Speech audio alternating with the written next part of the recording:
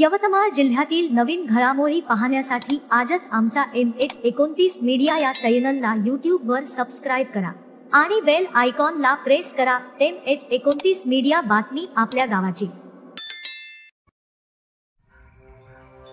अपक्ष उमेदवार दिनेश सुकोडे यांच्या प्रचाराचा झंझावात।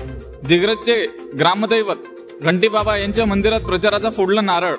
संपूर्ण महाराष्ट्रामध्ये येत्या 20 नोव्हेंबर रोजी होऊ घातलेल्या विधानसभेच्या निवडणुकीच्या प्रचाराची रणधुमाळी सुरू असताना 19 दिग्रज विधानसभा मतदारसंघाचे अपक्ष उमेदवार दिनेश सुकोडे यांनी अपक्ष उमेदवारी दाखल केल्यानंतर शुक्रवार दिनांक 8 नोव्हेंबर रोजी ग्रामदैवत घंटीबाबा यांच्या मंदिरात पूजा करून प्रचाराचा नारळ फोडला।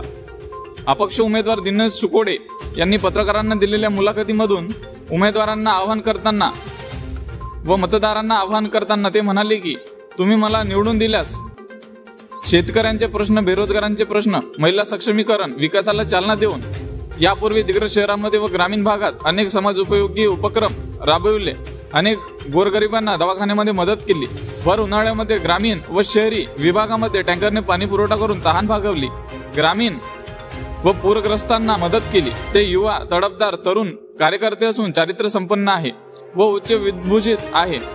जनसेवेमध्ये त्यांच्या नावाची चर्चा सुरू असल्याचे बोलले जात आहे। त्यांनी तेथील बाजारपेठेमधून प्रचाराला सुरुवात केली असून एक आगळा वेगळा उत्साह निर्माण झाला आहे। ते अपक्ष उमेदवारी लढत असून त्यांची निशाणी हिरा आहे। येत्या 20 नोव्हेंबर रोजी हिरा या बौद्ध चिन्हासमोरील फुलीचा शिक्का मारून प्रचंड बहुमताने विजय करा असे आवाहन त्यांनी केले आहे। त्यांच्या या प्रचाराला जनतेमध्ये वाढता पाठिंबा मिळत असल्याने त्याची मातब्बर उमेदवाराची झोप उडली आहे। ते या विधानसभेमध्ये होत असलेल्या काट्याची टक्कर महायुतीचे अधिकृत उमेदवार संजय राठोड व महाविकास आघाडीचे अधिकृत उमेदवार माणिकराव ठाकरे या दोघांचाही गणित मात्र बिघडवणार एवढे मात्र नक्की। त्यावेळी अपक्ष उमेदवार दिनेश सुकोडे यांच्या प्रचाराला असंख्य पुरुष, युवा, तरुण, विद्यार्थी वर्ग, महिला मंडळी असंख्य प्रमाणात उपस्थित होते। अशोक जाधव, दिग्रज।